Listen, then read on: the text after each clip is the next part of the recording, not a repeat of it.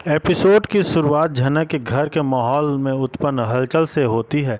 ऋषि परिवार के सभी सदस्यों को यह बताता है कि अब झनक की जिंदगी में बड़े बदलाव आने वाले हैं।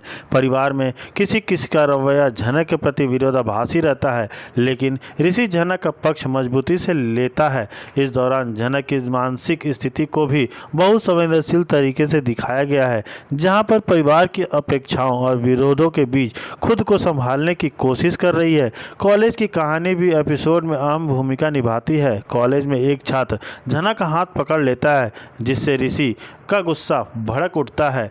झनक उसे अपने दोस्त बाबू के रूप में परिचित कराती है, जो उसकी मदद करेगा।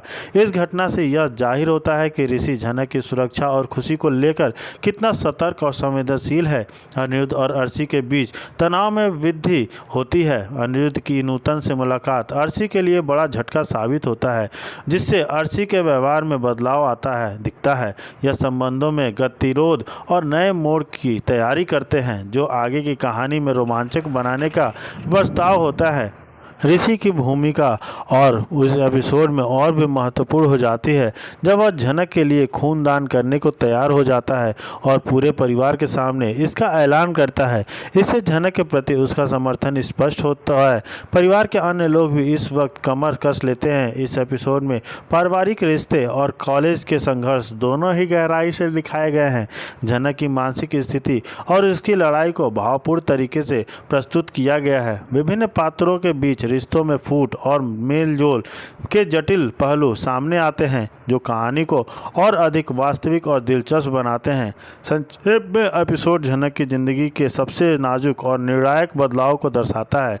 इसमें उसके परिवार का सपोर्ट, कॉलेज में नए दोस्त, अनिरुद्ध अर्शी के बीच बढ़ता तनाव और झनक की असली मां की सच्चाई के खुलासे ने कहानी में गहराई और ड्रामा को चरम सीमा पर पहुंचा दिया है।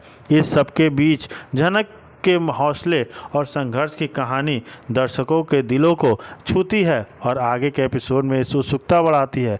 यह विस्तृत सारांश झनक की जटिल भावनाओं, परिवार और कॉलेज की दुनिया में संघर्ष तथा आने वाले नाटकीय बदलाव को विस्तार से उजागर करती है। जी हाँ दोस्तों, वहीं दूसरी तरफ देखा जाता है कि ऋषि झनक को ड्रॉप करने जाता है एजुकेशन मिनिस्टर के पास छोड़ने।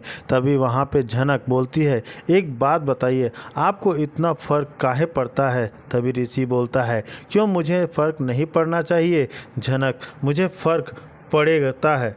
तुम्हें नहीं पता आजकल के लड़के कैसे होते हैं? तुम क्या कब हो जाएगा, अगले पल तुम्हें कैसे पता चलेगा? और वह आयुष को तुम इतना जानती हो, तुम्हें इर्द गिर्द क्यों मंडरा रहा था, तुम्हारे आजू बाजू?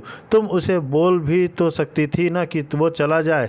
तभी यहाँ पे झनक बोलती है कि मैं उसे कैसे बोलती, आखिर उसने मेरी इतनी मदद की थी, वह मेरे साथ जो है कि आई थी और उसने मेरी बहुत ही हेल्प की। तभी ऋषि बोलता है, ठीक है, उसने हेल्प की, मतलब मैंने कुछ भी नहीं किया तो मुझे ही चले जाना चाहिए था। जनक बोलती है, ऐसी कोई बात नहीं है सहरी बाबू, आपकी हेल्प की वजह से आज मुझे हॉस्टल मिलना, एडमिशन हो पाई, ऐसा कुछ भी नहीं है। पर मुझे समझ में नहीं आ रहा है आपको इतना काहे जलन हो रहा है।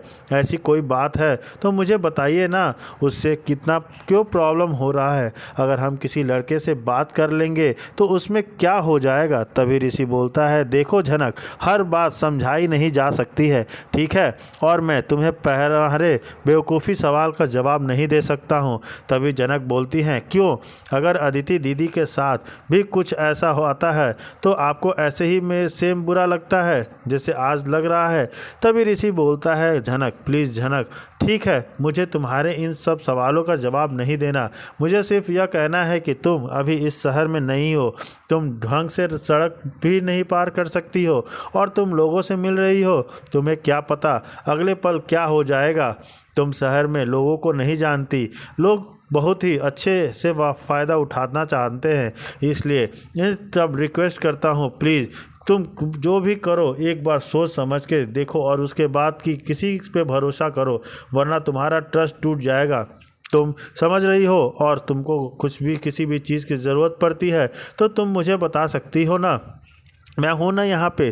तभी यहाँ पे जनक बोलती है कि शहरी बाबू, अब आपको हमारी लाइफ में क्यों हो रहा है दिलचस्पी, क्यों नहीं जानना चाहते हैं, क्यों क्यों ही फर्क पड़ता है, आखिर किस लिए आप मेरे हैं, कौन लगते हैं, क्या लगते हैं, जिससे भी बात करूं, जिसके साथ भी जाऊं, क्यों। तभी ऋषि बोलता है, क्यों फर्क पड़ता है, मुझे इसलिए बोल रहा हूँ। देखो जनक, हर चीज़ सवाल का जवाब देना ज़रूरी नहीं होता।